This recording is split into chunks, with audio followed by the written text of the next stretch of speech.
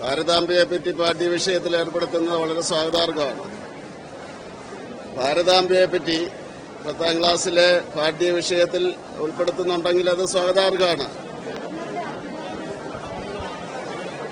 അത് നമ്മളൊക്കെ പഠിച്ചിട്ടുള്ളതല്ലേ. സിവിക്സ് എന്ന് പറഞ്ഞ് നമ്മളെല്ലാം പഠിച്ചിട്ടുള്ളതാണ്, നേരത്തെ തൊട്ടുള്ളതാണ്. അത് നേരത്തെ എടുത്തു കളഞ്ഞിട്ടുണ്ടെങ്കിൽ, ഭരണഘടനയുടെ ഭാഗം പഠിപ്പിക്കുന്ന എടുത്തു കളഞ്ഞിട്ടുണ്ടെങ്കിൽ അത് ഉൾപ്പെടുത്തേണ്ടതാണ്. ഗവർണർ മാത്രമല്ല, മുഖ്യമന്ത്രി, മന്ത്രിമാര്, രാജ്യം, രാഷ്ട്രം, സംസ്കാരം, ഇതെല്ലാം നമ്മുടെ കാലഘട്ടത്തിൽ പഠിച്ചിട്ടുള്ളതാണ്. ഭാരതാംബയെ പറ്റിയും പഠിച്ചിട്ടുള്ള ഒന്നാണ്. അത് സ്വാതന്ത്ര്യ സമര കാലഘട്ടത്തിൽ ഏറ്റവും ആവേശം നൽകിയ ഒരു മുദ്രാവാക്യമാണ്. തീർച്ചയായിട്ടും അതൊരു ജനങ്ങളെ ഉൾക്കൊള്ളുന്നതാണ്. ഭാരതത്തിലെ ഓരോ ജവാന്മാരും ഭാരത് മാതാ കീ ജയ് എന്ന് വിളിക്കും. ഭാരതത്തിലെ ജനങ്ങൾ അത് ഏറ്റുവിളിക്കും.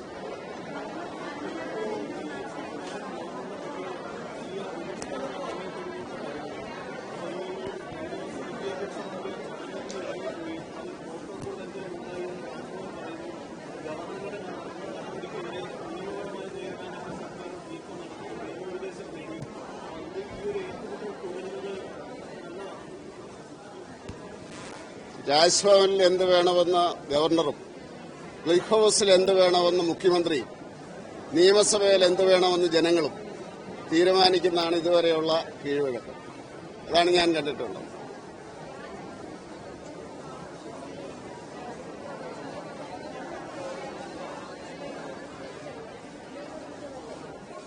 ഭാരതാംബ ആരുടെയെങ്കിലും മാത്രം ചിഹ്നമാണ്.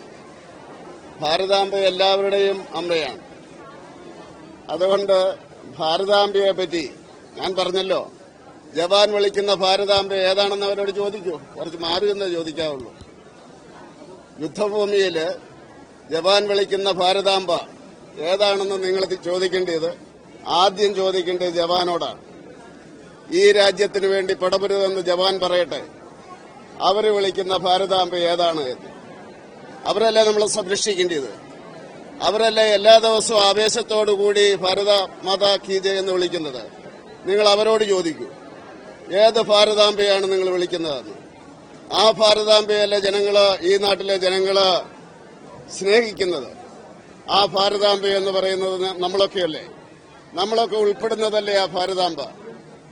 ഈ രാജ്യത്തെ മുഴുവൻ ജനങ്ങളും ഉൾപ്പെടുന്നതാണ് ഭാരതാംബ. അപ്പൊ അതുകൊണ്ട് സംശയമുള്ളവര് യുദ്ധഭൂമിയിലെ ജവാന്മാരോട് ചോദിക്കുക, ഏതാണ് ഭാരതാംബ എന്ന് ചോദിക്കുക. അവര് പറഞ്ഞു തരും.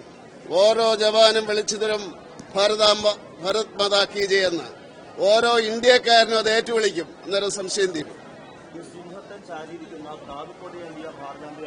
അതല്ല ഞാൻ പറഞ്ഞല്ലോ, ഞാൻ പറഞ്ഞു അത് ജവാനോട് ചോദിക്കൂ, ജവാന്മാരോട് ചോദിക്കൂ. എനിക്കതേ പറയാനുള്ളൂ. യുദ്ധഭൂമിയിലെ ജവാനോട് നിങ്ങൾ ചോദിക്കൂ, അവര് മറുപടി പറയും.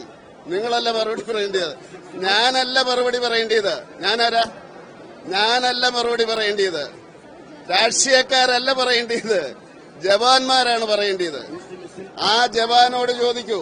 ഞാനല്ല പറയേണ്ടത്, രാഷ്ട്രീയക്കാരല്ല പറയേണ്ടത്, ജവാനാണ് പറയേണ്ടത്. ഇന്ന് ഈ കാലഘട്ടത്തില് ഓരോ രാജ്യത്തെയും ജനങ്ങള് അവരുടെ രാജ്യത്തെ പറ്റി പറയുന്നു. അവര് ബഹുമതി കൊടുക്കുന്നത്, ബഹുമാനിക്കുന്നത് ജവാന്മാരെയാണ്.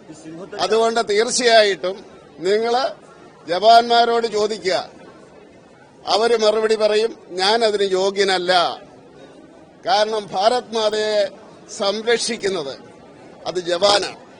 നിങ്ങളുടെ വീട്ടിലൊക്കെ ഉണ്ടാവുമല്ലോ, അവരോട് ചോദിക്കൂ. നമ്മുടെ നാട്ടിലല്ലേ യുദ്ധഭൂമി എന്ന് വരുന്നവരോട് ചോദിക്കൂ. ഇപ്പോഴും മരിച്ചു വീണവരുടെ വീട്ടുകാരോട് ചോദിക്കൂ ഈ യുദ്ധത്തില്.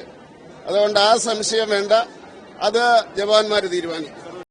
ഏറ്റവും പുതിയ വാർത്തകളും വിശേഷങ്ങളും വിരൽ തുമ്പിലറിയാൻ സീ മലയാളം ന്യൂസ് എല്ലാ ഡിജിറ്റൽ പ്ലാറ്റ്ഫോമുകളിലും ലഭ്യം.